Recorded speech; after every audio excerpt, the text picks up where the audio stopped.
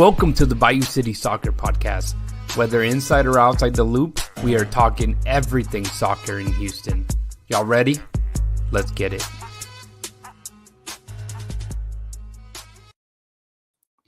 Houston, welcome to another episode of the Bayou City Soccer Podcast. My name is Rudy Segura, and I hope that you are staying warm. We did not get that nasty winter storm. You know what? I guess Elsa decided not to come all the way to Houston, and that's okay. We're going to let it go. But I am not alone. I am joined by my friend and co-host, Cristian Putalías. Let me get him in here before I get too in-depth and forget to bring you in. Brother, how you been? Good, man. Good. How are you? Everything good, man. Just trying to stay warm. I mean, this is how I've been wearing all day. Long sleeve shirts, beanie inside the house all day because there was nothing to do. So I just stayed home and try to stay warm as much as possible. Yeah. It's funny whenever you start growing up because then you're people are like, don't forget to winterize your home and you're looking for the adult in the house to take care of it. And I'm trying to winterize myself here. And it's like no one's stepping up here. What's wrong? And who's winterizing me? My wife did make me laugh because I think it was either Thursday or Friday. She said like her doctor was like, hey, what are you doing to prepare for this storm? As it was supposed to be this massive thing. And she was like, I don't know. I have a husband. He'll take care of it. And I was like, well, great. That makes me feel good. But I'm walking around making sure everything's ready. And this morning I woke up and I had so I living out in the boonies. I have to have a water well and a water tank and a septic tank and all this fun stuff. But dude, we've been here almost 4 years, I think now, and never had an issue. And I barely cover this. Well, I mean, I cover to what it needs to be, right? Yeah. But yeah, it stopped working, my pump. So that's what I had to worry about. Luckily, I mean, with no damage or anything like that, But I was like, man, what the heck happened? So I had to spend a couple hours trying to figure it out. And by figuring out, just looking at YouTube videos and trying to be like, how do I do it so I don't have to pay anybody to come fix it myself, I mean, that's what we do nowadays, huh? That's how we figure things out. My engineering background starts kicking in, and I'm like, all right, let's see how can we. And dude, one of my biggest things is I wouldn't call myself like a handyman by any means, just because my dad, and I don't know if your dad's this way, but my dad never wanted us to do anything. You had that type of dad too. My dad, unless it's like, hey, pick this up. Or, I need help with this couch. Like, if it's a 2-person, 3-person thing, then you that's when we help. Yeah. But and I say all this because my dad is a jack of no trades. If that, you know what I mean? Like he thinks he knows, but he doesn't, and I think he just makes things worse. And because of that, I really try to whatever I do, I'm gonna do it right, And so that's why I thought it was funny because I was like, man, I'm out here trying to fix this. And got it to work, and I was excited. I'm like, all right, we're back in business. So hopefully, we back. Hopefully, this weather is not terrible enough once more that I have to deal with it tomorrow. But we'll see. It is kind of cold out there, man. It's gonna be a colder week, so make sure everybody stays kind of warm. But we do have a slight flex on the chat. I know Jay Hurtado living in California. You know what? So I'm not a California. Gets a lot of hate as a Texan, I think that's a normal thing, but there's some things that you're like, yeah. We wish we had that. I saw there's when I went to the gym the Saturday before it started, it was already getting cold, and they were showing some kind of horse race happening, and I'm like, where is this? Because from what I see, the whole U.S. is like a winter realm. And it had to be California that it was happening. So I was like, dang. They have those mountains. They have I wish the physical barrier. Right. They need to start making bigger hills here. Fun fact, this is random too, but I think earlier today or yesterday we on our group chat, we were talking about geography and history and stuff like that. But I saw somewhere that there was a lot of old school maps in the 1700s that showed California as an island. And not until the 1800 or late 17 early 1800s that they actually showed California being attached to the mainland. So that kind of goes to show how out there California sometimes is compared to everybody else. That's true. But we're glad that you guys are in here. There's Edson as well commenting. What's up, man? We're letting people trickle in. Last episode was nice, dude. I love doing streams now, like live streams, because dude, I was thinking about it. It's been 3 years since Bayou City Soccer took place, and Happy you and birthday me, to us. myself. Yeah, I'm trying to think. Would do 1 year with Dynamo Theory or 2 years with Dynamo Theory? I can't You remember. did a little Maybe. long, but I'm Yeah, but it's been a while. I can't remember. I think I started in 2021 with you guys. So yeah, so it's been 5 years, I guess. Yeah. And the podcast didn't start off right away. Like I was the No. one that came in and was like, "Hey, let's do a podcast." You know, like Yeah. this is something different. And but it's just funny, man, to come in here and like see the amount of people we see live. But what I was thinking, I was like, man, when we would do it, remember we would like pre-record everything for a while, and like Yeah. we're like, oh man, we messed that up, and we'll go back and like I was doing the editing, and it's like, yeah, it's not that bad, like, or whatever the case may be, or Yeah. whether we didn't take enough pauses and we had a lot of or or Yeah. I don't know, like, Yeah. and as it gotten more natural, and I just find it fantastic to come in here and continue to grow the fandom. But it's just funny the way that also we've been growing with the podcast and just Bayou City Soccer.net For as a sure. whole, man. But before we get too into it, if you want to feel free and Yes. tell the people where they can connect with us, man. Of course. The website, as always, guys, is going to be BayouCitySoccer.net. That's where you're going to find everything and anything that we do here, Houston related, soccer related. So combine those two passions. You're going to find everything there on the website. You can find us on X, Instagram, Facebook, TikTok, and Blue Sky. So you can check us out there on social media. Most of it is under Bayou City Soccer, so you can find that there. But like we said, BayouCitySoccer.net, that's going to be the website. We are actually having some new stuff being posted there. Today, we started a new little series, basically getting to know the new guys, right? So we're doing all the new players that just came in and just got signed. They are we're just doing kind of a little preview on who they are, what they might bring to the team and all that, to the club. So go check that out. And like always, nothing would be possible without you guys, first of all. So I appreciate you guys tuning in. Don't forget, we have a little uh, thing where you guys can sign up and just kind of donate a little bit and be part of an exclusive chat that we have going on Discord. So you can just tune into that.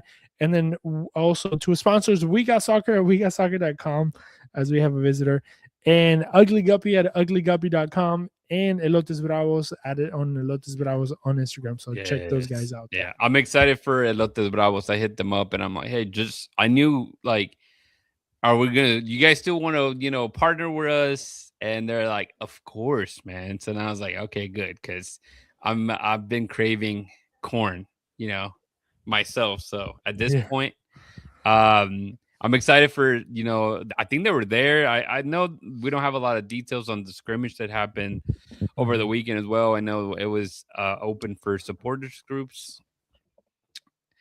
Oh my god, I need to like lower this alarm, man. My take out the trash alarm always goes off. But I already took out the trash, so There you go. Got yeah, it. it's been done.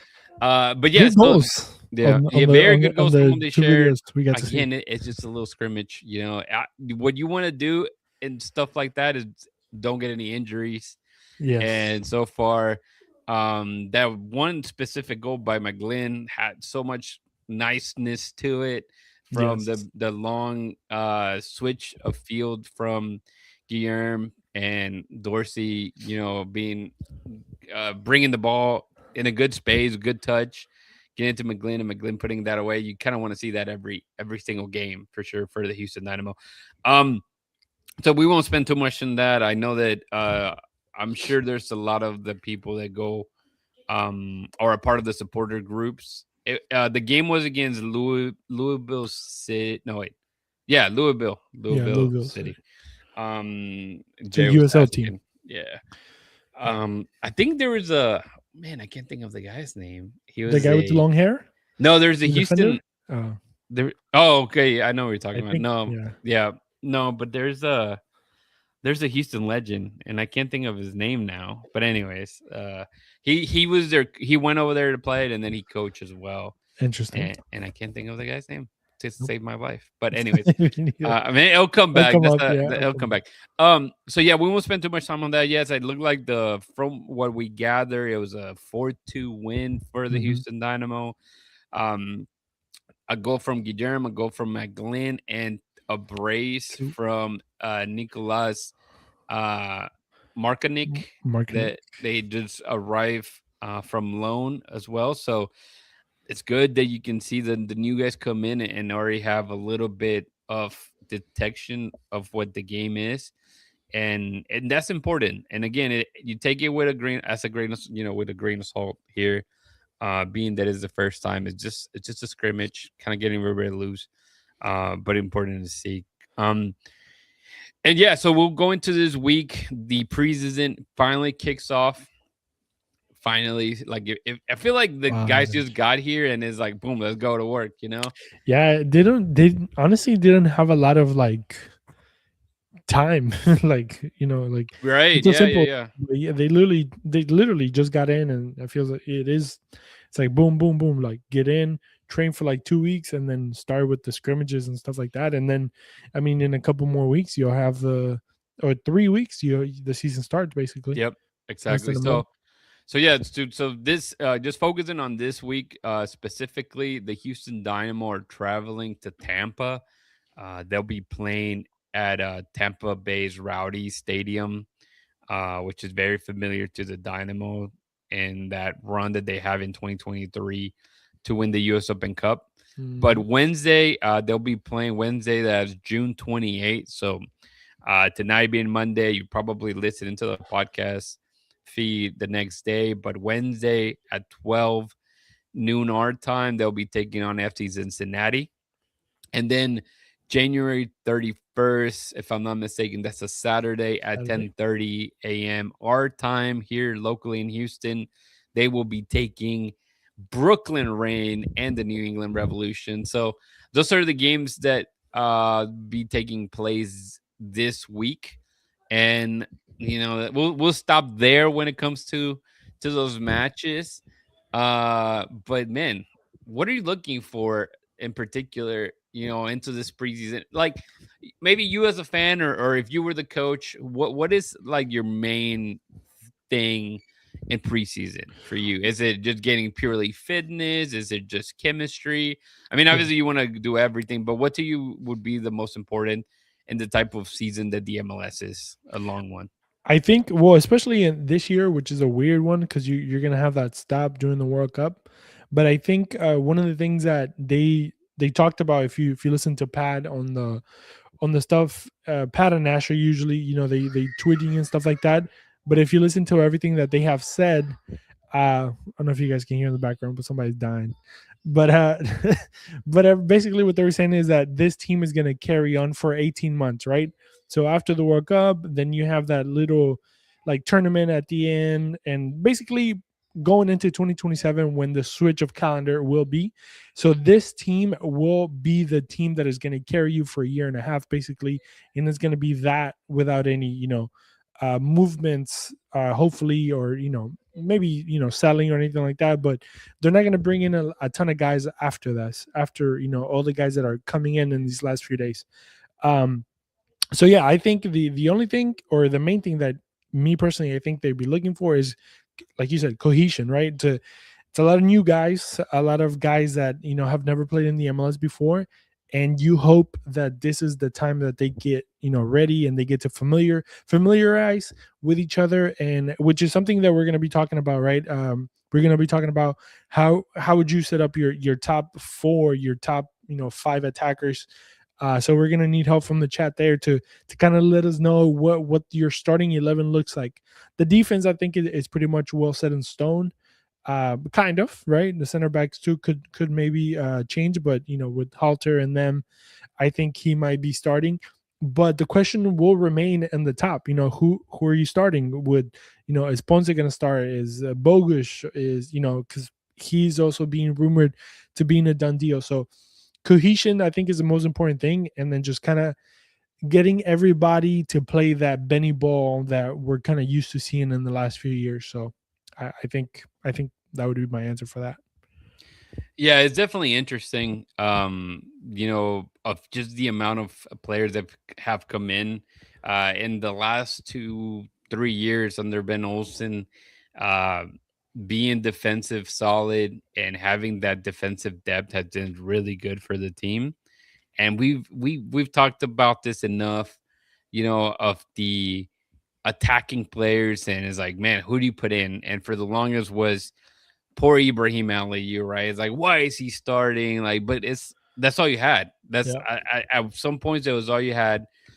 Players like Exonarsu came in and people wanted him to play, and it looked like he just wasn't ready. We Yeah. would see him with Dynamo too. He wasn't very consistent, and I think when you're playing in that lower academy team, especially with Dynamo 2, that they have decided to go very young, right? You see a lot of Houstonian kids, and even some of the guys that they bring in, they're still, I think the average was like 19 years old, Yeah. or so.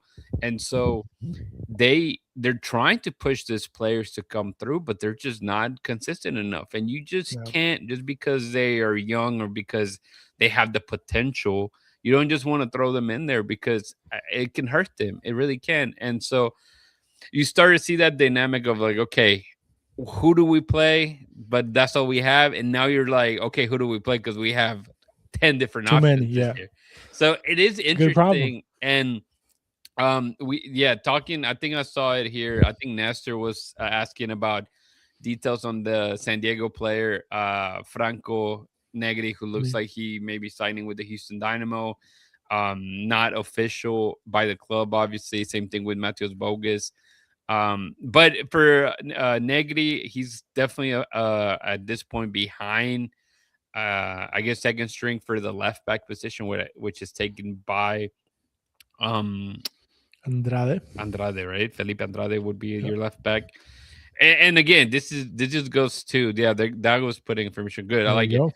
go. And so, and Bogus is, it's a complete look. Obviously, it looks like he's ready. To me, whenever I saw the Bogus rumor, I was like, does that mean Ponce is leaving? Like, Yeah. because again, you start getting, there's too much, and not that Bogus is not a set, or a central forward like Ponce is. They're very different.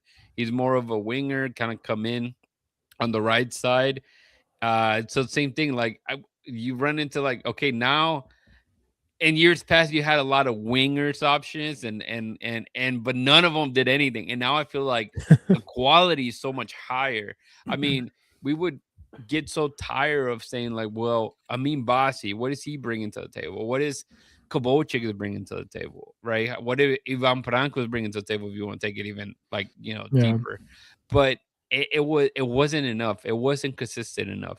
And a lot of these players coming in, it's gonna be, again, it's gonna be a challenge for Ben Olsen to, whether sticking to the game plan that he loves, which is keeping possession, or, I think he's a very smart coach that he can modify if needed. But now that you have Hector Herrera, you throw that into the mix, you're like, well, I can just reset to how the Dynamo were playing in 2023 and 2024, and we're good, Yeah. So it's gonna be interesting to see. And but yeah, I mean, I don't know. I know those two transfers aren't confirmed yet. It looks like the insiders are calling that they're good to go as reinforcements for the Houston Dynamo.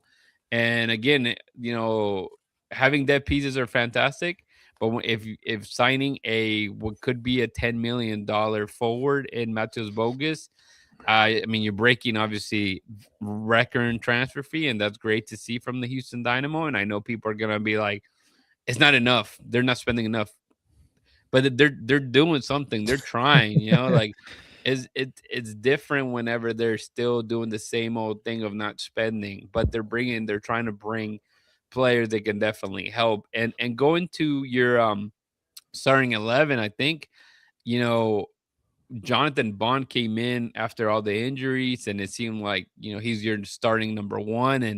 And Ben Olsen definitely, has full confidence on him, and which tells you, right, that day one he's going to be your starter. And I think he even mentioned like Jimmy Mauer being your second string, and the questions that I think Dustin was the one that asked. And but then you run into like then you have Pedro Cruz, then you have yeah, Hey, bro, for real. bring that big blanket. I got you.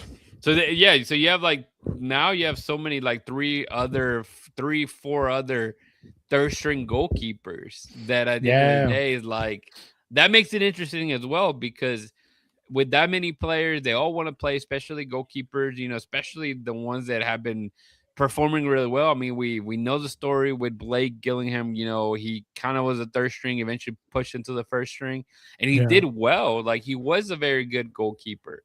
And so then eventually he got buried again as a third string. He didn't even really Yeah, play with Dynamo too. Like there's so many like, interesting setups, and I think the talent, and we've known that Houston is really good at goalkeeping. That's historically, whether it be all the way from Pat Onstad, whether it be Tally Hall, whether it be Joe Willis, even the guy that went to Taurus, and I can't think his name, yeah. that he left in a bad scenario. But like it's, I mean, Steve Clark, I mean, you can name quite There's a a few yeah, goalkeepers that Houston Dynamo tends to get that right. And so if you have what could be potentially like six starting goalkeepers in your rotation, but you can only play one. And then you have to take into account that you're not playing that many competitions. You're only playing MLS and you're only playing US Open Cup. That's it, right? A few times you see them play maybe Leagues Cup or, yeah. And so, or obviously other international games or tournaments, but it's it puts you like a little bit of bind. So even from the goalkeeper perspective, it's interesting. Now, I think Dorsey's the one set in stone, as a right back. Yes, he's talented. Yes, he's a player. They're who would you play? But there's really nobody behind him either, to yeah. step in.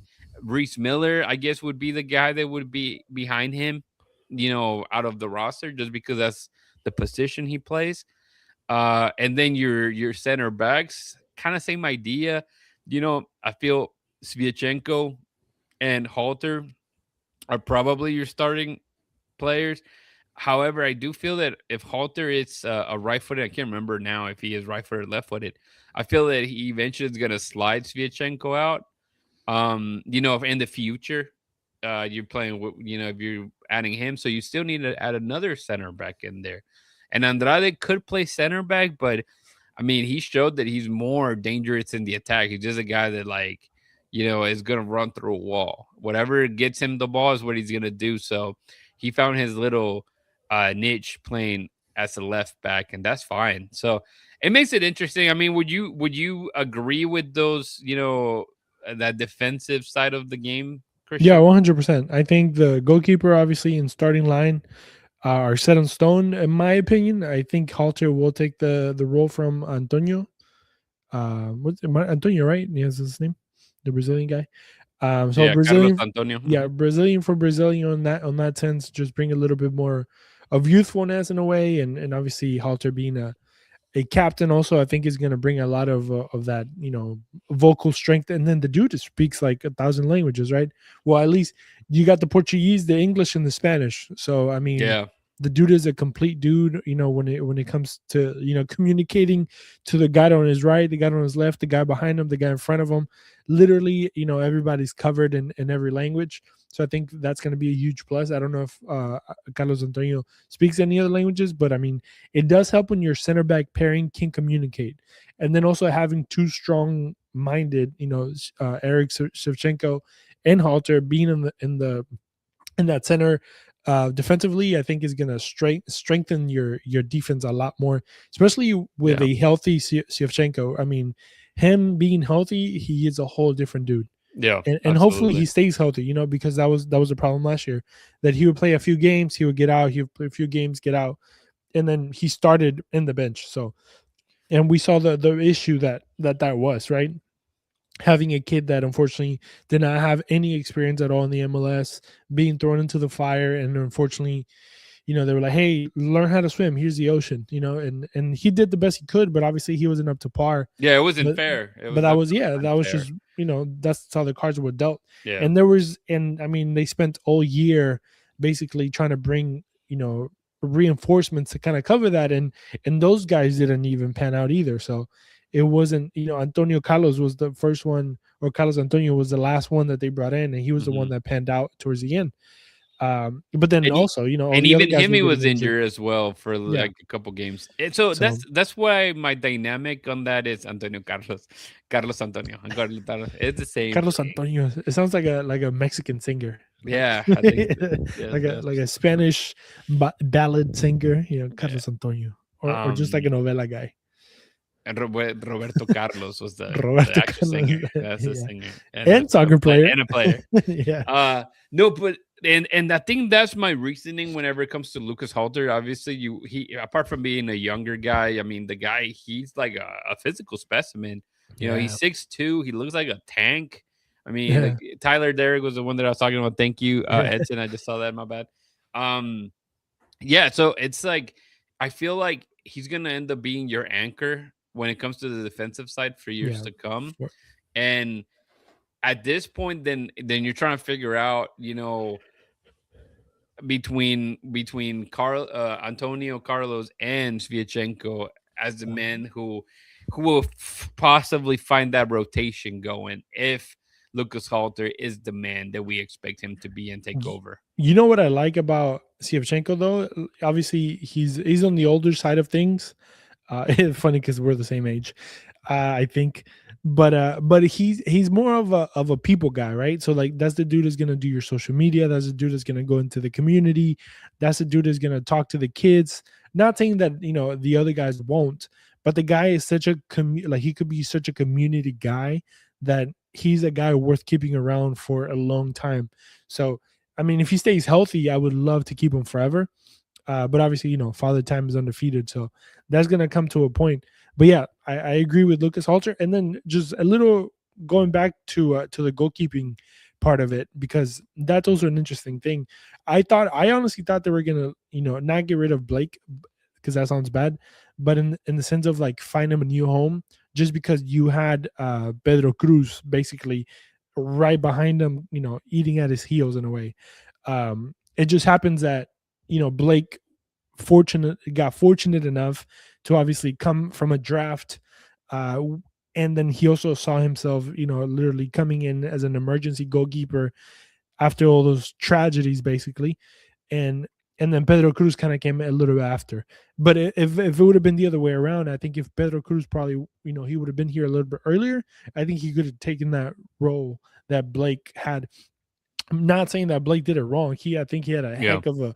I mean, there was a point that people were like, "Hey, is this going to be our number one He was keeper?" Because legit. like, He was he was legit. good, Yeah, and he took advantage of that he's young. opportunity, man. So that's interesting right there, because you have, I think Bond is a undisputed champion of the goalkeeping job.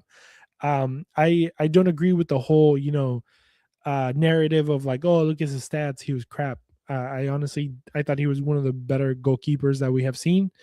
Um, but yeah, it's interesting that they kept Moore. I mean, I guess Moore is more of a, also like a locker room guy that with experience he can come in. He didn't do a bad job when he came in either. So it's interesting that they kept him. They kept him maybe for another year, and then maybe you give the opportunity to the younger guys. Yeah. But it's an interesting dynamic that they have there, because it's not that Blake is going to be able to go to Dynamo Dos and have games there, because Pedro is ready to go too. Yeah. So maybe they'll share Yeah, time, and maybe. then what do you do with the guy you just picked up in the draft? With And Logan yeah, Irv, exactly. which Yeah, again, a very good player as well, and a homegrown that people seem to be pushing a lot. To me, it's like yeah, whoever's the better player, put him out there and one get hundred percent. minutes. I mean, competition is always good, right? It makes for better players. So Yeah, that's almost that's interesting. yeah. But I don't So know if you want to move on to the next line. yeah, let's go ahead and move into the midfielders. Because that's the thing where it gets a little interesting, right? Because if we Yeah, look at the formation that Houston loves to play under Ben Olsen, it's like many. teams ever. You know, it used to be 4-4-2, bro, but that died a long time ago. It seems Yeah, that's old school. everybody uses like a 4-3-3 or five, however many. I'm not gonna do math Yeah, right now. yeah, FIFA. Uh, Yeah, FIFA became popular, and now people are just throwing out numbers. but the number, if it's okay, and obviously the way that we named our defensive scheme was also like a 4-3-3 base. So if we're going with three in the midfield, right? I think I'm looking at last year, for instance, you had Arthur, which obviously undisputed in the center of the Yeah, field. For you, I think he has to be. He's one of the yeah, best 100%. recover midfielders that you can have out there. Um, there was definitely stretch a lot last year without Hector Herrera and for Yeah, Brooklyn Reigns to kind of finally settle in. But the other one was Brooklyn Reigns and Dwayne Holmes. Those are the guys, those three guys were the ones that you kind of started seeing a lot, towards the end of the year.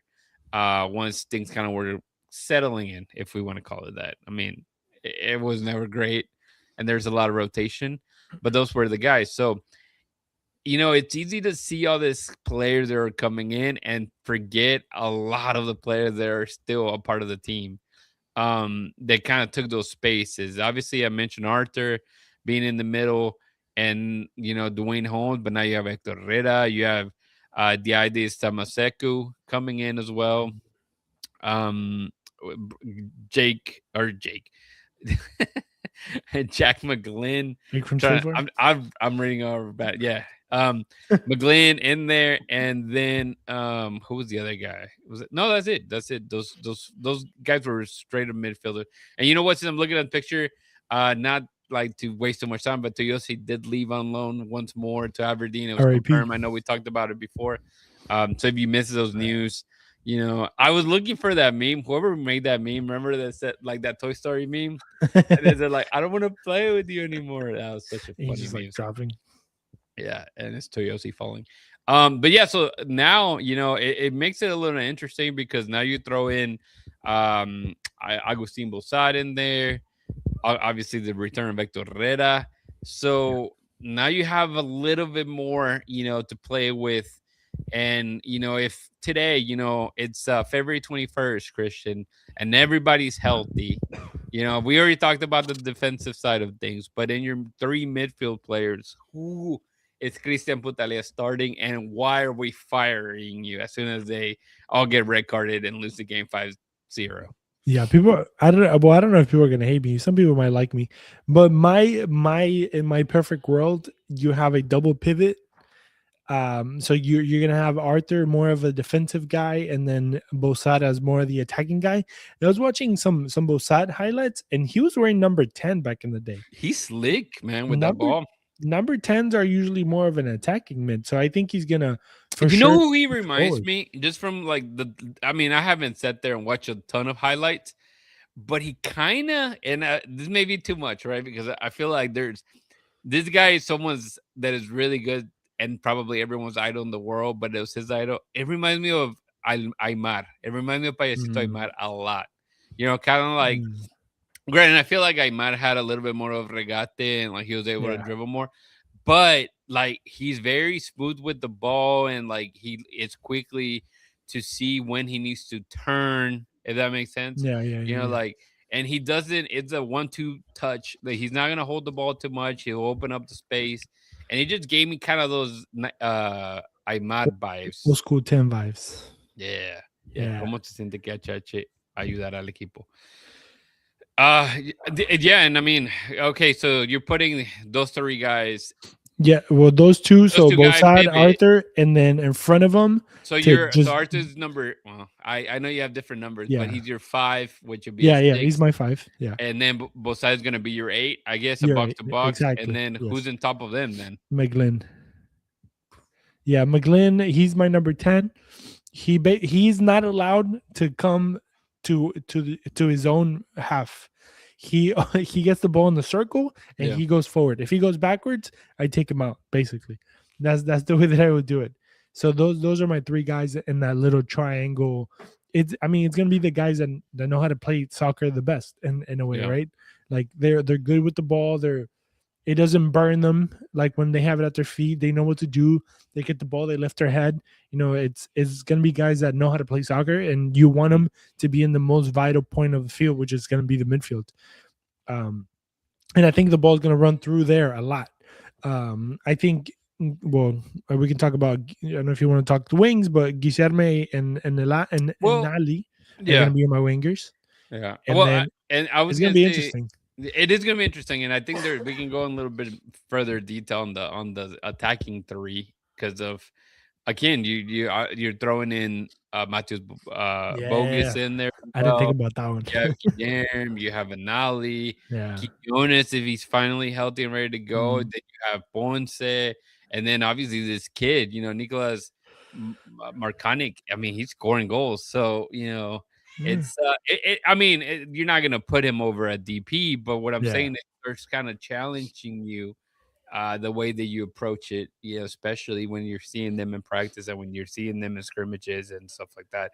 And I guess this is we're going to and kind of predicting what our starting 11 would be, day one or match day one against uh Chicago Fire Yeah. on February 21st, which is little less than a month from now.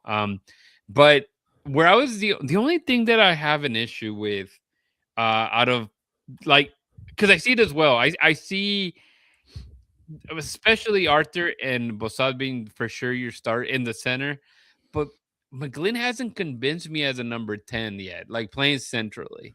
I and we Was saw because he played too far back whenever he played Central. Yeah, of course. Yeah, he was being asked to play what I guess in this case it'd be both sides to do or Hector Herrera Yeah. position.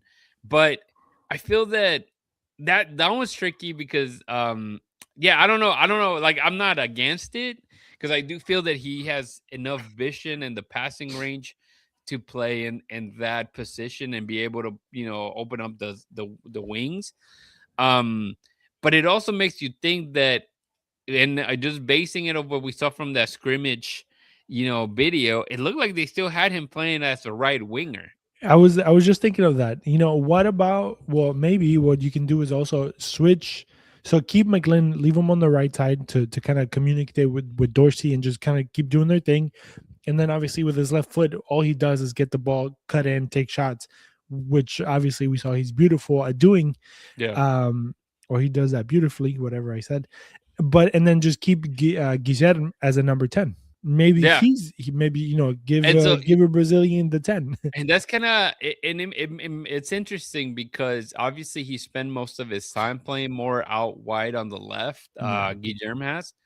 But the way that McGlynn and hell, you take it back more, he like that position is also what they asked Coco Carrasquilla to be, and I feel that Coco being a right-footed, I think he struggled because they really wanted him to kind of, tuck in, enganchar Yeah. hacia adentro and look for that pass or that cross, and obviously McGlynn being naturally left-footed, it makes it so much easier for him to, 100%. take one touch in and then find either a shot or find a cross, and that's what you saw in that small scrimmage clip that we gathered. Yeah. But and so that's why it makes it intriguing because I'm with you. I think okay, so I'll put Bruce Segura and y'all can judge me on this. I feel that starting day one, if everybody's healthy, I wouldn't be surprised to see Arthur and Hector Herrera back in there together. Mm. Day one, and somebody asked like, what we expect of Hector Herrera, and I think I touched on it in the past or maybe in the Spanish podcast, but I think that he could potentially be in the starting 11 to begin, the season as the guys that were brought in like Bosa to get more comfortable with the team. And eventually it's kind of like, like you come in and let everybody kind of get together and then just face him out and become another, bench guy like he was in Toluca. Mhm. Um, but again, you look at the amount of clip we saw. I think they showed all 4 goals from that game, and then at least 3 of those, Hector Herrera was involved in the goals, right? Like I think he set up Markanich. Nicolas and yeah, and I think on both goals actually he was in there, and so. because of like the history of Hector Herrera with the Dynamo and the respect that Ben Olsen has for him. And obviously he's still a talented player. So because of that, I feel that I wouldn't be surprised if, match day one, he's in there as your starter and as your captain. So it'd be interesting. But okay, yeah, let's move into the top three, right? Your right and left wingers and your striker. We're gonna pencil in Ezequiel Ponce doesn't go anywhere if he is here and it doesn't get moved with all this, transitions kind of happening of other players coming in. We think that Bogus coming in does not necessarily kick out Ponce. They're Yeah. very different players, so it would make sense. But in that case, it makes it interesting again. So okay, so Ponce is your starting center back. Then you start questioning who's your left, who's your right wing. Yeah. Because I mean, you could also take out Anali, even though he's been there for a while. Take out Anali, bring out Guillen to his more known left wing role, and then just plug in Bogus as a number 10, and then have Ponce Yeah. in front of him, and they can just like kind of flip flop, whatever false nine, whatever that is. And just I mean, we're just talking about the guys that came in, but you still remember you have Andre Linger in there. I don't You know. have Dwayne Holmes. Yeah. We didn't on the midfield. Obviously, I mentioned Samaseku, and we didn't even talk about him. I mean, he's Yeah. technically behind Arthur's role, basically. Yeah. That Uh, could be. That could be it. but again, you have this. Okay, let me go back to the strikers. Obviously, you have Nelson Quinones, you have Andre Linger, you have Ponce and Nali. Bye Toyosi. Sorry, you're not here today. That's Dwayne Holmes. Then I'm keep scrolling down. Arsu's gone too, and then you have Guillermo and then Bogus. That's seven players fighting for three positions. It's interesting, man. It's interesting. There's so many players, like it's crazy because like you said, in the past we were like, man, we have nobody. Like this team has really, you look at the bench, you're like, Yeah, damn, you would look at the bench and it's there's like, I nobody. guess Who do you Kobachic's put coming in, in. bro? Kobachic's Yeah. coming in. Because at one point, like literally, like you said, you have Bossy, and then you would take out Bossy for Kovalchik, and they play the same exact way in a sense. Even though I like Kovalchik a little bit better, but like it was kind of like men for Hey, let men. me disagree with this because I Nali, dude, and Nali. I think the thing with Nali for whenever you saw him, you fall in love with him quickly, and you're like, Yeah, oh man, he's a starter. But the more you got to see him, the more you realize that he's really like his best attribute is beating you on open space well, towards the end of the game. And he really struggled. And I mean, it's a part of the game. You and me, we've been joking around super subs since the 5 years that we've known each other. But yeah, it was like hit that role, I think worked well with Anali. I think you saw a lot of good things with Anali. But this past year, whether it be with Aliu struggling or even after Aliu left and was traded, and Nali was given that opportunity. I just felt like it wasn't like he struggled. He's not an outright dribbler. Like, is he good? Does he have good touch? Does he have speed? Yes. But whenever you were asking him to do similar things to what Aliu was doing, which we would sit here and be like, why is he passing it back? Right. Like, I mean, you can go and that was the same thing and Ali sometimes had to do to try to keep possession. But whenever you really wanted him to go one on one, it's like he struggled. And so because of that, I just feel that you were giving that opportunity. Of course, you came from injury, and it's not like you're done. But if you have a player like Guillermo that can play on the left, and we saw the amount of attacking opportunities that he creates and how dangerous he can be, whether he's hitting the post or not getting a goal. yeah, But that's only like a little bit of the amount of. I think he got 14 goals and like 10 assists last year with yeah, Santos. I mean, his numbers were incredible. Like, this is a guy that's going to be able to put a lot of that attack that we've been missing, especially unlocking. In my perspective, I'm gonna say Ponce, but honestly, whoever's playing as a striker, man, I think we may be able to see a striker hit more than 15 goals in a season, Christian. yeah. Yeah. No, going back to your Nali comment, um, I understand what you mean. I slightly disagree. I think that's the thing about this year, man. There's so many options that you're like, who do you sit? Because at the same time, you're like, you can you sit Guillen? Is he a DP? Is he considered a DP He's or not. no? He's not, but he kind of is in a way, right? Yeah. So like, even if it wasn't, it's one of those things that is like, well, why'd you bring him then? You know what I I mean, mean? made me think. No, he's a DP. He's a Yeah. DP. So Yeah. yeah, so he's Yeah. gonna have to play, Right. right? I mean, But okay. he's gonna have to But play. even Bogus has gonna have to play. Bosat is gonna have to play. Uh, Jack, he's gonna have to play. So like, right. Ponce is It's gonna have to crazy. play. It's It, crazy. it's It like, makes me feel good, and that's where I'm going. Even like but now it gives you more confidence looking at the bench and saying like, hey, yeah, we're down yeah, 2-1. Like, who can we bring in? It's like you look and you're like, okay, like we can make 3 offensive changes and we'll yeah, be yeah. golden. You know, so And it might actually, bring up the intensity, not right, keep it at the same level, just fresh legs. But it's gonna give, and that's also a good thing. I mean, it's a good point that it gives, which is something that I think Ben Olsen also mentioned in his press conference, was that he's gonna have the like the opportunity to think about playing in different ways, not just have one specific, okay, this is how we play. We're going to play every game 90 minutes, 95 minutes every single game for 38 games. No, like, it's like, no, we're going to be able to switch it up.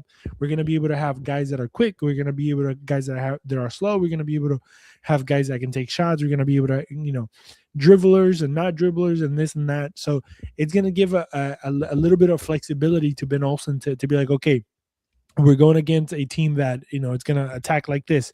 How can we put in a winger that can come back, and maybe cover the back of the left back or right back or whatever it may be. We have a team that is going to sit back, because they're not known for having good players on the ball. Then how can we make more, how can yeah, we throw in more damage in the one-on-one play? They're going to cover with a back five. Okay, how are we going to break them down through the air, over behind the back line, or taking shots from outside the box? I think this is something that Jack McGlynn kind of resolved, the shot from outside the box. I think it was a need that they had, and I think he basically resolved it single-handedly. And hopefully the other guys can do that too. But I think Anali also solved the problem of breaking the one-on-one and going to the line and putting a cross in. You didn't have that, but Dorsey.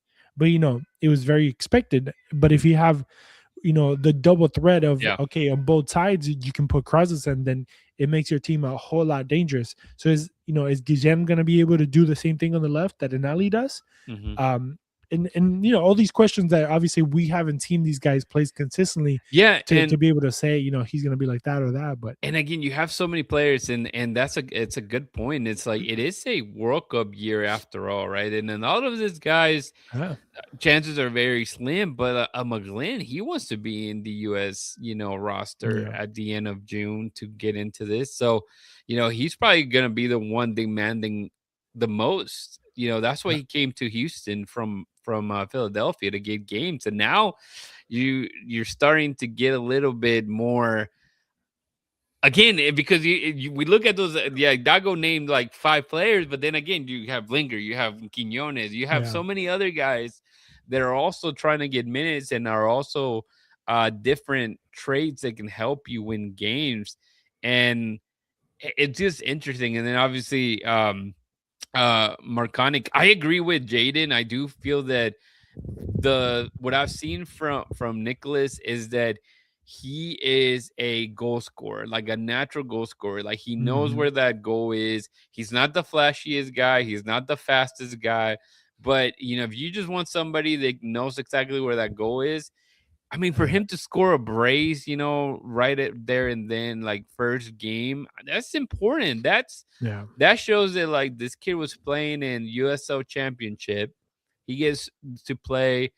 I think he was playing the La Liga 2, so in the yeah, second division in Spain. Wasn't getting a lot of minutes, but it's still a different environment altogether. And you come back to the States and you're scoring from the get go. That's important. That's for a striker, that's what you want to do. You want every single time that you play, you want to score. That's I mean, you see it. You cover like bold league or Sunday leagues. Like Yeah. if you're a striker, you have to score, Yeah. no matter the level. No And so matter. for him to step into an MLS team, taking on a USL championship team and you're scoring, dude, you Yeah. take that. So And I mean, yeah. yeah, and the thing about Markanich or Markanich is that low risk, high reward. I mean, Hmm. the kid is going to be here and he's going to give it his all, and not only that, but I mean, it's a great move. Like, believe it or not, I don't think anybody hated on this move, but like you have one of the best guys in the USL Championship. Obviously, the level is a little bit different, but that this dude was doing work, like he was putting in work in the USL Championship. And some of those teams, I mean, when you see them in the US Open Cup, some of those teams compete Yeah. against And he scored lower he level scored MLS. I think it was like a league record 28 goals that season. So So I mean, it's a league record. To take that into account, yeah, 8 regular season goals, and he won, or he got the championship player of the year that 2024, and that's what ended up sending him in January yeah, to Spain, right? So he was able to win the Golden Boot, win all these awards, and then get the opportunity to play in Spain, get that chance to play in Europe, like every player tends to want to do. yeah, And it's not like because people looked at, oh, he hasn't scored any goals or this or that. yeah, He no, shuts you up real fast when he comes in and scores a brace. So yeah. again, it's again a scrimmage. You can take it with a grain of salt, but I think it's important when those guys are scoring from the get go. Yeah, and I guess we can say the same thing for Bogusz. A lot of people were hating, or some people were hating on the move, some people are not. But I mean, if you go back to his time in the MLS, he was one of the best MLS players that year, in my opinion. I Yep. mean, his name was being brought up a lot, especially. I mean, he was playing in one of the best teams in the league in Yep. LAFC, and then he was one of the best players there. Because of that, he was looked at from Cruz Azul, and I mean, Mexican teams are not, throwing 10 millions around for anybody. You Yeah, know what I and mean? and that's a good point because people are I see people comparing it like, oh, look at Austin FC. They paid 8 million for Facundo Torres, and we're the Dynamo are paying 10 million for Bogus. Dude, it's 6 million plus like 4 million on At all. all the kind of things that he has to hit. And if he hits those, then you pay the guy 10 million. I'm sure the Dynamo put like he needs to play 30 games and he needs to score 20 goals, or Yeah. 10 goals, 10 10. Yeah. assists, whatever the case may be. You take those numbers and you pay happily the 10 million. If it doesn't 100%. work out, you only pay a fraction of it. Yeah. But it's the attitude, and I want to spend some time because we talked about it last episode, but it's about Dynamo finally spending some money and being like, hey, is it going to work or not? We don't know, but we're doing Yeah. our best to scout what this team needs and identifying exactly, what we're looking for and those specific, especially, I mean, they're spending money in the attack because they know they need the goals, right? That's what they've been lacking the most. And so it's not like they're shying away from it, but they're also trying to be smart and taking apart, like when it comes to all the numbers behind that we talk about so much about, like some don't matter to me and you. Probably you're a striker, goals, give me goals and assists, right? Yep. That's That's it. it. If you're a midfielder, assist. If Yep. you're a goalkeeper, clean sheets and saves. Like Yep. that's all I care about. I don't care Yep. about the distribution aspect of it. I don't care about your short pass Progressive percentage. carries and all that. I that doesn't, like, it's great, fantastic. Usually Yeah. when you're scoring goals and assists, guess what? Those numbers are high already. Yeah. So it doesn't matter how creative you are. Like Bossy, I know Dustin and Joey were adamant about, like, we didn't see eye to eye because my point was like, dude, but he's not doing what he's supposed to be doing. Yeah. You know, you're comparing him to, like, oh, but he's like cheaper than like any DP playing in that position. Look how creative he is, and look at all this thing that he's doing. But I'm like, but there's no goals and assists, and Yeah. those They other were guys sold. you're paying Yeah. them because they're doing goals and assists. So Like that's 100. kind of like my train of thought. And so if you've ever been Yeah. in this Bayou City Soccer podcast realm, that's usually what you get. And I'm not like anti analytical by any means. I do think that some of that stuff is important, but again, Yeah. it all carries with the main thing that you want to do in that Yeah. position, man. I mean, at the end of the day, you just win by the winner scores the team that scores the most wins, and they get the most points. And then, well, unfortunately, not in this league, but usually the one that has the most points wins at the end Well, of the year. whoever scores the most goals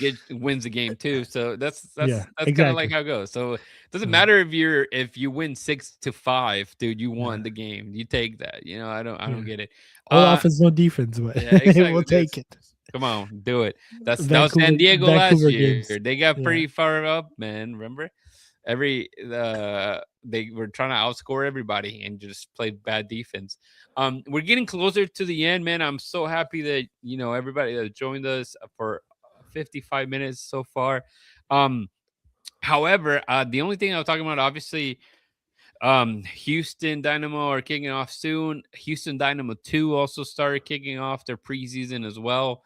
No official team sheet yet from the Dynamo. We'll see if we can get one from them this week that we can share. I know there's a lot of different pieces moving, and obviously they rely on a lot of the academy kids, and I don't know exactly what that all entails. But one of the news that did come out was that their captain, Sebastián Rodríguez, a guy that we've obviously yeah, seen how good he is and the potential that he has. And of course, Houston Dynamo verse continues to push for him to get minutes in the first team. It doesn't seem that's going to be the case in 2026, as it is rumored and it looks pretty much official from some of the story that he's posted. But it looks like he is going on a 1-year loan to Rayados de Monterrey with a uh, option for purchase for the team from Nuevo León. So interesting, that one kind of came out of nowhere. I think yeah, but honestly, because obviously, like knowing that okay, like there's this opportunity now of giving this young guy, the chance to play, especially when Brooklyn Reigns left. But then you see, dude, Brooklyn Reigns left for a reason because we're bringing in this, and this, and yeah, Hector Herrera and Posad and all these players that I mean, it'd be difficult to play a young guy with no experience over this guy's Christian. But what are yeah. your thoughts on Sebastian leaving, and maybe what's your? I know that you don't follow Liga MX, but it is a big team in Club Monterrey. Do you think he'll get minutes? Just your thoughts, man, on that. Yeah. It's an interesting, like you said, news, because in this kind of story, there's so many layers involved, because you just kind of have to read the context, look at the context, and just kind of everything that entails, right? So yes, he was a Houston kid, and obviously you want your academy kids to kind of grow into the first team and stuff like that. The only thing that I would say is, a lot of people, they're like, oh, why don't they play the kids and stuff like that? I mean, the way that you play the kids is that they're good enough, right? I mean, I think it's pretty basic and self-explanatory. Like, if you're good enough, you're gonna play. um or if there's a need, you're going to play, because some kids, in my opinion, or at least some guys that played last year, were not good, yet they played, but they played because there was a need. So those are the two factors that are going to lead you to have minutes in the first team. Is there, is there a space for you to play? Is there, like US Open Cup? Is there an extra tournament? Is there, something else that you're kind of fighting for, that is kind of secondary to whatever it is your primary goal is? And then, is there a need for your position? Today and age, he's really not needed in a way. I mean, we mentioned you have Arthur. He kind of plays more of a defensive role in that midfield. So you have Arthur, you have Samaseko. You said you could even throw in a Hector Herrera or even a Bosat, that they could play that same function in that midfield. That 6 or 8, whatever we want to call it, and he was going to be the, at least minimum, the fourth person up on the line. And the guy's not getting any younger, so he's 18, getting to 19 years old. We live in a world where if you're 22 and you're not consistently playing soccer in a top tier level, then your chances of becoming or not somebody in the league, but like, your chances of being a top tier level soccer player, they're gonna diminish as the time goes by. That's your prime years, 22, 23. So that's like one side of the story, right? Is he needed, and is there space, or is there a need? And I think we can say no to both of those, especially the Houston Dynamo only playing two competitions, which is going to be the US Open Cup and the MLS Cup, or championship, or however you want to put it and frame it. So those two, and then he wasn't going to have a ton of space. And then the other one, there's really no need unless someone gets injured, but obviously Yeah. it's the beginning of the season. The other side of the coin is, okay, where is he going, and for how long, and is he coming back? Is he staying? So this is a loan. It's a loan. It's a Mm-hmm. 1 year loan where you hope the kid is going to play. He's a young kid. I think Um, we talked about he's 18, yeah, 19. I yeah. mean, He's 19 years old. yeah, So a 1 year loan. Me personally, I think a loan to a USL championship would have been 100 times better, just because that he can probably flourish a lot more in that level. When you look at, especially Monterrey, I know Tigres fans won't like this, but Monterrey is one of the best teams, if not the best team in Liga MX. Obviously, Toluca fans will say otherwise, right? But in the sense that they're in the top 3 or 4 every year, right? Like contending wise, it's a team that is known for paying money. I mean, they brought Sergio Ramos, for God's sake. Like, they're not there for the show. They're there to win championships. And yeah, and that's what they pride themselves on, especially having Tigres across the road that they're doing the same exact thing that they're doing. So it's a battle. It's a daily battle, I would say, for Monterrey and Tigres to kind of one up each other. So bringing in a 19-year-old an kid from inexperienced player. Houston, Yeah. yeah, that literally has 0 And I minutes. mean, yeah, just whenever you saw the rumor, if you go back and look for was it Cesar Merlo's post, Yeah. you see all the Rayado fans just like just. I mean, Ken? it's not nice. Exactly. They're like Yeah. they're just picking up Well, I random mean, players. it's Like, it's Houston, right? And the proximity that we have in Monterrey, yeah, I think a lot of Mexican fans and Monterrey fans and Tigres fans don't have a good vision of the Houston Dynamo, yeah. because I mean, look at Houston fans; they don't have a good vision of the Yeah, Houston and Dynamo. I So think what works in his favor is obviously apart from being young, he had spent a lot of times in the youth national team as well for Mexico, and Monterrey has a couple of those guys as well. yeah, So you know, if he gets a few minutes, hell, if he debuts, he hasn't done it with the Dynamo. yeah. That's a win-win right there already, bro. You know what? I think I need to look it up, but I'm pretty sure there's a kid named Alan Rojas. Funny because his name is Allen Iverson Rojas, for like Allen Iverson. And so my middle school coach, he coaches at a high school here in Houston. It's one of the schools, one of the cyber schools. I can't remember for the life of me because they're all named the same. And I remember I went to go watch a few of his game, or one of his games at least, a high school soccer game, and Allen Iverson Rojas was playing, and I come to find out that a couple of games ago he was on the bench for Monterrey. So he actually, that's Nice. another Yeah. Houston product that kind of went under the radar, and he went to go try out. I can't remember if it was Pachuca, Monterrey. I might be convoluting those two, if And that's they a look word. a lot alike. But yeah, no, Yeah, that's interesting. but I Yeah. mean, at least the opportunity is there. Is he going to be a bench player and wear 251? Maybe, you know what I mean.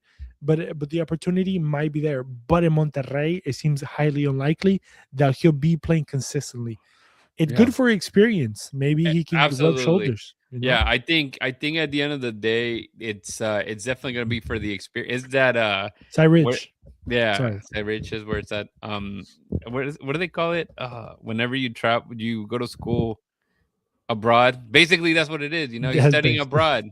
This kid is studying literally. abroad. It doesn't matter if he plays or not. I think Yeah. you're gonna gather a lot from, as you mentioned, one of the and apart from being a good team or or a top team in Mexico, I mean they have like top notch facilities. Obviously, Yeah. they're gonna be also hosting a World Cup as well. I mean, it's the It's a good I brand. think they consider themselves the New York of Mexico for a reason. So, whether it be the case or not, it's a whole different experience. And if he plays, I think that's fantastic, and that's what Yeah, you want him hopefully. to do.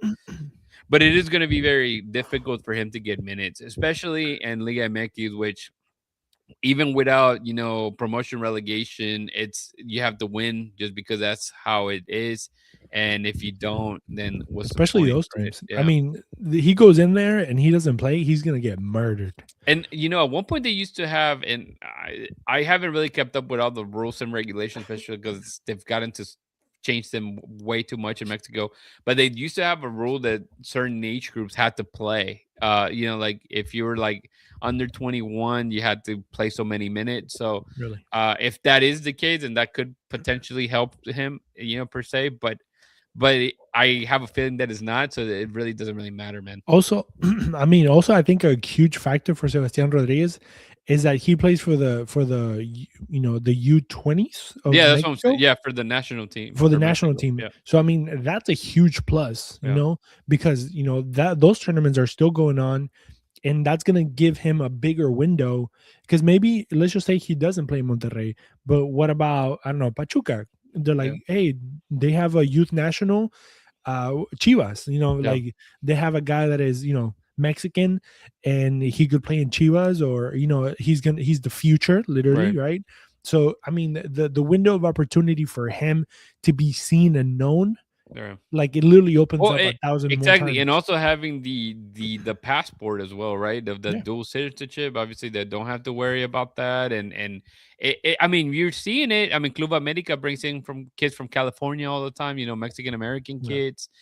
You're starting to see that trend. Obviously, Chivas somehow got. Well, he left already, but I No, mean, where he's hometown. Mexican, who knows? They had him for a The while. 3%. Yeah. So, but it's an interesting dynamic, and obviously, Yeah. part of what the world is going through as well here in America with all that, dual citizenship too. Yeah. But it's been great. I know Nestor said he left and he did ask a question. Same thing with Dago. We've seen rumors of the new Dynamo jersey, but I will Mm, say, man, we haven't seen anything. There's been a lot of no. things that have been leaked, and as we get them, we really don't share them until somebody breaks it. We don't want to be that people. However, the Dynamo's not helping themselves. If you go right now to Instagram, you can basically make out what the kid's gonna look like. If you go to one of their late, and if someone listens, they may delete it soon, but Let's see. Hold um on. Hold on. Hold on. they're Wait. doing, Where? yeah, check Oh, it out. It's either both Instagram or Twitter, but they posted a video of like media day, and everybody's oh, wearing okay. orange, but the only one that is not is Dwayne Holmes, Dwayne and he's doing some Holmes. kind of dance, and The literally you gritty, can make nitty, out with the whatever it's kid. called. He's wearing a purple, so it looks like they're sticking with a purple. Yeah. And it's also a very similar purple, but instead of orange, it has silver. So, and you can see it on the socks too. Oh. So from what I gather is they're going purple with silver as the kit, You and you obviously, yeah. you know how you know we're old? We don't know the name of the dance. Is it the gritty? I think it's the I gritty. don't know what No, it is. I'm pretty sure it's the Gritty, gritty. nitty, Yeah, whatever. the gritty. Yeah. But yeah, Yeah. so it looks like they're going back That's to actually purple. cool. I mean, I was hoping for like a white kid, just kind of like bring Yeah. back, but I guess they're all in with this purple, man, that we talked about so Purple much. and But silver could be interesting. Who purple and knows? silver is like straight up like screw music, It's like underground. Yeah, grill. yeah, I exactly. bet you they can do something like that. Like Of some course with they are. chains, grills. Yeah, something like that. We'll see all these cut But yeah, cults and so stuff. if you're interested in basically, and then again, I feel like they kind of gave it away already. Granted, it may have different patterns or not, but Yeah. just from seeing the shorts and the socks, you definitely see that they changed it to purple and silver. So um I think there was another video, and I don't know if it was a video or a picture someone sent us from Uh-oh. people. Yeah, I don't know where we saw it, but it looked also it was from that media day, and hanging you could see a purple kid that had Hmm. like what looked like orange on the sides with silver. But Interesting. anyways, That's kind of I feel like they're gonna keep the. Are you buying it? Are you? Did you? I mean, did you like you bought this one or you got this one right when they gave it to us? Yeah. Yeah, Well, it's we like got the purple one. yeah. Yeah. I mean, I like it. I mean, I Put this already in Discord. it's Yeah, it's a little I'll put it regulation. in. Yeah, that's true. Jay Hurtado is Yeah, for real. inviting everybody to join the community. Yeah, I'll put it in Discord. Let me see. But Jay, yeah, you better not be sharing it. But yeah, we'll put it on here. On our Discord. So if you do want to shout out, if you want to join Bayou City Soccer Discord, man, and support what we do, man, we are always welcoming members. Jay Hurtado is one of our latest ones, and we try to stay active. It's gonna get even more active. Yes, I once tell the the season guys all the time, starts. you go into that community, man. Let's keep posting. I know it's Yeah, difficult at just times, just but once the season starts, guys, we're all up on that. yeah, It's but like, but again, if you are, I did like the purple like color scheme. I can't say it's my favorite, but I mean it did really well. I think you see yeah, that one, and yeah, it's one of the newer kits, but I feel that that one was definitely a hit. When it yeah, came to because it was different, right? I mean, yeah, yeah, people like different. I mean, the Dynamo had the white ones for a long yeah, time, then eventually they moved to the black ones. That I think to this day, a lot of people enjoy the black kits more. yeah. Um, I don't know. To me, I've definitely I like the tequila sunrise one that we for a while. That was great. That was a cool one, and even the one that looked kind of like a Batman. You remember Yeah, like that? Yeah, with it was also the kind of like V. a three colored Yeah, tequila sunrise. Yeah, that one. I think that one was my favorite of all time. Away for the black, but I mean, I know they had white. It would have been cool to see that kind of bring it back. something Just different. just to do, yeah, because it's been a while. Just go back to if it's Been a 25 while. years. It's been however many years with the team. Kind of bring it back. But Christian, man, Yes. final thoughts. If not, feel free to tell the people how they can connect or do both, whatever you want. Yeah, yeah. But let the people know. Final thoughts. It's gonna be an interesting season. Well, I mean, we still have like 3 more weeks out, so we'll get more. We're actually gonna have more people come in here, a few guests before the season starts. So stay tuned for that. We have a lot of people already hit us up. They want to come in here, and just kind of gives a different perspective from their point of view and other media members. Um, so stay tuned to that, and yeah, I think it's going to be very interesting. A lot of conversations that we're going to be having, especially if they're going to announce Bogusz, and who knows, maybe one or two other players, depending on what the market looks like and the opportunities come, as Pat says. I think it's going to be interesting, and I think the team is building pretty nice. I'm excited. I get excited every year, but I think this is, if you wanted to get excited any year, I think this one's a good one just because of the amount of money that they spent. Even though a Yeah, lot of people say that they don't spend money, you just got to look at the facts. I'm not saying it. Just look at the record. I mean, we talked about it last week. Out of the top 10 most expensive Dynamo transfers, I think 8 of them came in the Ted Segal era. So that was all. That's interesting to kind of take into account. We are not here as a shield. Was it shields, or to like just talk all good about the front office and what they do and stuff like that. I mean, we just say what we think is good and when we said what yeah, we think is bad. So just like everybody else, we have our opinions, good or bad. Sometimes we even disagree here. So I think that's part of it. But yeah, I mean, other than that, I think it's going to be very exciting. Like Jay Hurtado said, make sure you tune in into our special Discord that we have. Just it's a $3, I guess we can call it buy-in, yeah, but that helps us kind of get a bunch of stuff together. Just for example, this is behind the scenes, but I think you guys would appreciate it. But like everything that we do when it comes to graphics and stuff like that is literally done in-house. So sometimes we gotta dish out kind of out of our pockets to kind of get those programs and stuff like that. So it helps with those things, just to kind of make things look pretty and stuff like that, and to kind of put good product out there for you guys. So that's basically all we're doing with the money that you guys bring in, just kind of putting it back into BayouCitySoccer.net, and having a nice website, having good resources, and just make everything look nice and presentable for you guys. Something that you can be proud of sharing with your friends and stuff like that. So that's basically what we do with that. So join the Discord. We'll have a link around in our website. You can always check it out there. And just go to BayouCitySoccer.net. That's the website. We're gonna have everything. Like we said in the beginning, stay tuned because we are having a new series which we are going and breaking down all the new guys. We're talking about a little bit about their background and what can we expect of them in a soccer sense. So that's going to be really cool. We had already one came out today, a couple coming out tomorrow and stuff like that. So in the next few days, you'll see all the new guys being presented in the Bayou City Soccer way that we like to do. Social media at Bayou City Soccer, Instagram, Facebook, X, Blue Sky, and TikTok. So go check us out over there.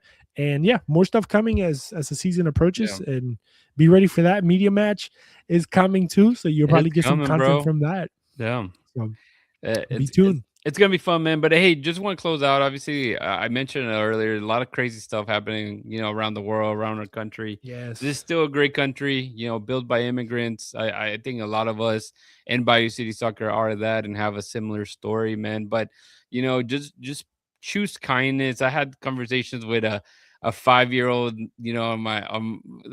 and it was just interesting the way that they see the world. But sometimes we forget that, we grow up and we lose touch of what it is just to be a good person and good people. And so, Christian and I have talked about it, off air a lot. And this is never to kind of change, full on different topics and different podcasts, but just to kind of share a little bit was that, man, just, be good, shoot kindness. And if you need to reach out, if you need some kind of encouragement, man, don't be shy and reach out to us for sure. But with that, I hope that you guys have a fantastic week.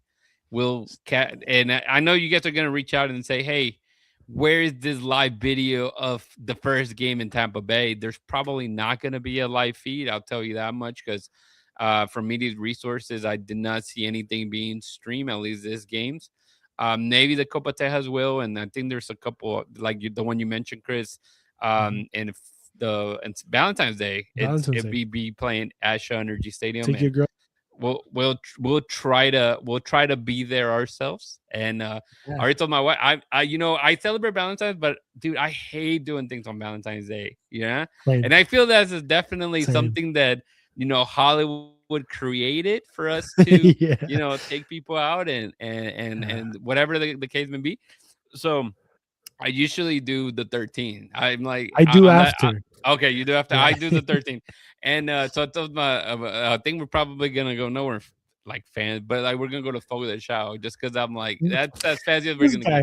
This guy say nowhere. No, trust me. No, it's not that, dude. It's not as fancy as you think. Like there's other places that you probably pay about the same, and it's like way more fancy. But my point was, it's only me and my wife, but. Funny enough, I told her, I'm like, man, I was thinking it was gonna be after. I'm like, well, at least I can like, hopefully not pull a hammy, and then I can go, imagine, to go eat like in crutches. Yeah, but now going before makes even more sense because then I won't look like a dummy after maybe running 5 minutes and collapsing to the ground and getting pulled by my feet by you. Like, hey. Get out, man. You've done enough. But, man, yeah, really hope that you guys have a really fantastic week. And we'll see you next Monday, man. We'll be here, Chris. Will you be here? We'll be here, bro. Hey, we survived the winter storm, man. It was crazy. 2026 arrivals. Dude, do we need to mark ourselves as safe? Maybe. Yourself as safe on Facebook. But, man, y'all take care. We'll see you around the next time. Peace. Take